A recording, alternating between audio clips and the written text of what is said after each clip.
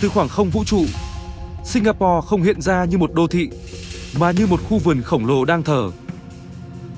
Giữa lòng Đông Nam Á náo nhiệt, có một thành phố không chạy đua với bê tông, mà đắm mình trong sắc xanh. Nhìn từ vệ tinh, Singapore lấp lánh như một viên ngọc lục bảo, nơi công viên nối liền rừng nhân tạo, nơi vườn treo mọc trên những tòa nhà chọc trời, nơi thiên nhiên không bị lấn át mà được tái tạo.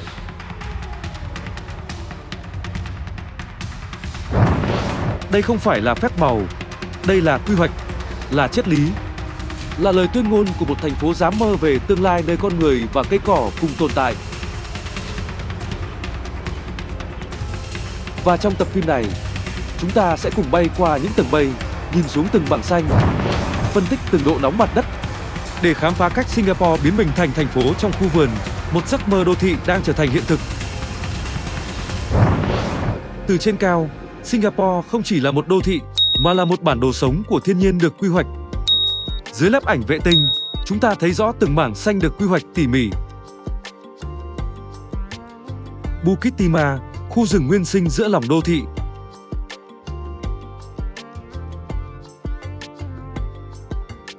Garden By The Bay, nơi cây cối mọc trên thép và kính. East Coast Park, dải xanh ven biển dài hơn 15 km. Những mảng xanh này không chỉ là cảnh quan, chúng là lá phổi, là lớp cách nhiệt, là nơi con người tìm lại sự cân bằng. Và khi chúng ta đo nhiệt độ bề mặt, sự khác biệt hiện ra rõ rệt.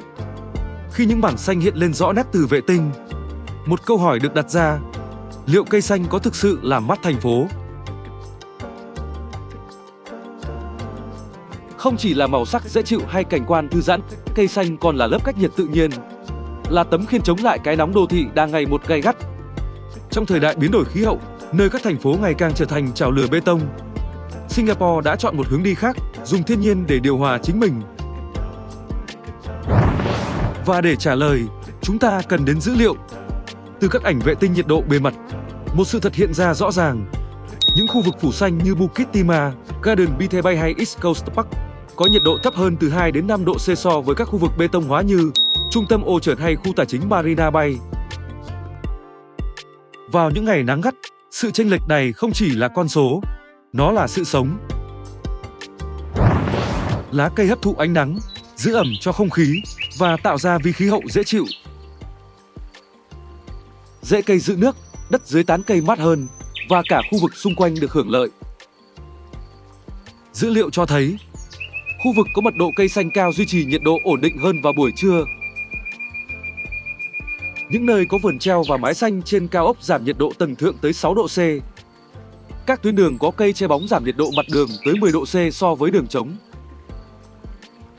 Không gian xanh không chỉ làm mát không khí, nó làm dịu tâm trí.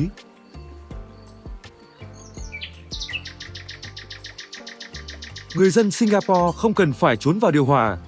Họ bước vào công viên, đi dưới tán cây và cảm nhận hơi thở của thiên nhiên len lỏi trong từng góc phố. Singapore không chỉ trồng cây để làm đẹp, họ thiết kế khí hậu. Mỗi chiếc lá là một đơn vị điều hòa, mỗi công viên là một trung tâm làm mát. Và mỗi người dân, khi bước vào không gian xanh, không chỉ thấy mát, mà thấy mình đang được chữa lành. Vậy ai đã nghĩ ra triết lý táo bạo này biến thành phố thành một khu vườn? Khi những đô thị khác còn đang tranh luận giữa phát triển và bảo tồn, Singapore đã chọn cả hai từ hơn nửa thế kỷ trước. City in Garden không phải là khẩu hiệu. Đó là một triết lý sống, một định hướng quy hoạch mang tầm nhìn vượt thời đại.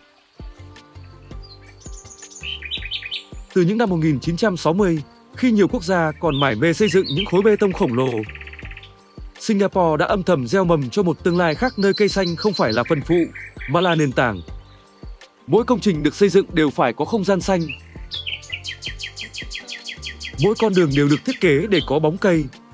Mỗi khu dân cư đều được bao quanh bởi công viên, vườn treo hay thảm thực vật.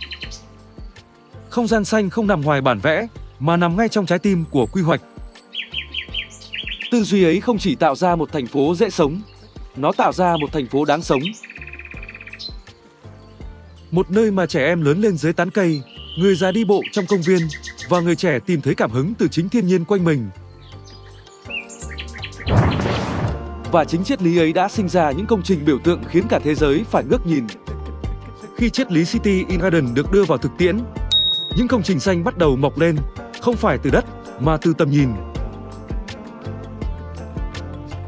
Giữa những khu dân cư đông đúc và cao ốc hiện đại, Bukit Timah hiện lên như một mảng xanh nguyên sơ chưa bị thời gian chạm tới. Đây là khu rừng nhiệt đới nguyên sinh cuối cùng còn sót lại của Singapore, nơi cây cổ thụ vươn mình che bóng cho những loài chim, sóc và cả những ký ức hoang dã của đảo quốc.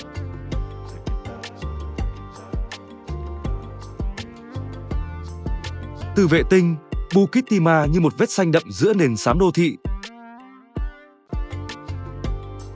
Nhưng dưới mặt đất, đó là nơi con người tìm lại nhịp thở chậm rãi, nơi thiên nhiên không bị thuần hóa mà được tôn trọng.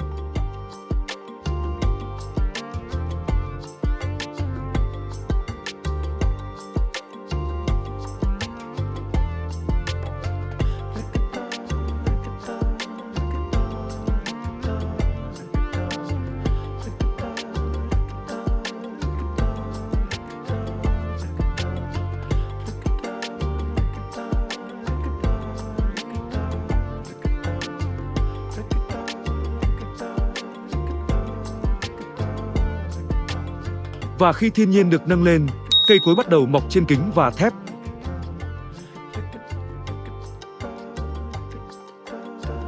Từ vệ tinh, Garden Beatty bay hiện lên như một tổ hợp hình học kỳ lạ.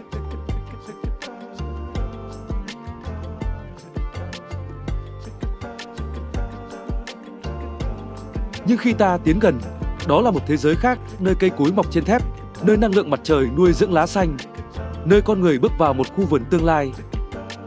Những siêu cây cao tới 50 mét không chỉ là biểu tượng, chúng là hệ thống sinh thái nhân tạo, tích trữ năng lượng, điều hòa không khí, thu nước mưa và nuôi dưỡng hàng trăm loài thực vật. Đây là nơi kiến trúc không đối đầu với thiên nhiên, mà trở thành một phần của nó.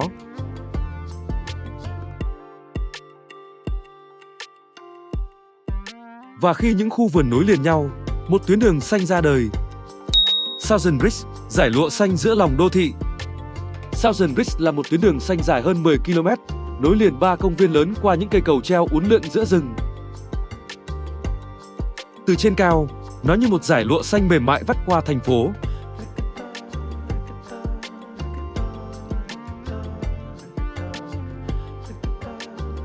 Người dân không cần phải rời đô thị để đi bộ giữa thiên nhiên. Họ chỉ cần bước ra khỏi nhà, lên cầu và đi xuyên qua những tán cây, nghe tiếng chim hót, ngắm ánh nắng xuyên qua lá.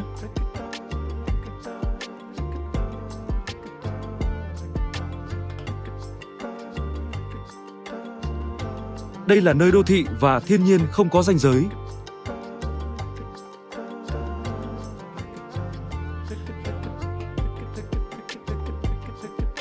Và khi thành phố chạm biển, cây xanh lại trải dài như một lời mời gọi. East Coast Park, không gian xanh của cộng đồng.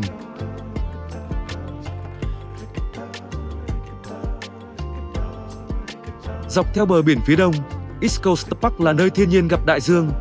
Dải xanh dài hơn 15 km này không chỉ là công viên, nó là nơi cộng đồng kết nối, người già đi bộ, trẻ em đạp xe, gia đình cắm trại và thanh niên chơi thể thao. Nhưng liệu mô hình này có thể nhân rộng ra toàn cầu? Từ Paris đến Jakarta, từ Nairobi đến Vancouver, các đô thị đang học theo Singapore. Không phải sao chép, mà là học cách tôn trọng thiên nhiên trong từng bước quy hoạch. Singapore không chỉ là một thành phố xanh, họ là lời mời gọi, hãy tái tạo thiên nhiên trước khi thiên nhiên rời bỏ chúng ta.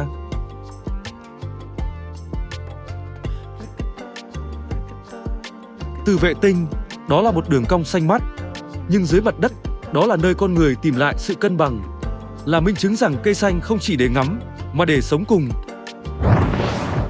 Từ trên cao, Singapore hiện lên như một ốc đảo xanh giữa biển trời Đông Nam Á, nơi con người đã biết cách hòa mình cùng thiên nhiên để kiến tạo nên đô thị đáng sống bậc nhất thế giới. Nhưng bên dưới những mảng xanh ấy, còn có một Singapore khác, thành phố của niềm tin và tâm linh, nơi những mái chùa, đền thờ và thánh đường cùng tồn tại hòa bình qua bao thế hệ. Hãy cùng Hudu Vi Phương Nam TV tiếp tục hành trình từ vệ tinh để khám phá những địa chỉ tâm linh nổi tiếng nhất đảo quốc Sư Tử, nơi mà con người Singapore gửi gắm niềm tin, bình an và sức mạnh nội tâm giữa nhịp sống hối hả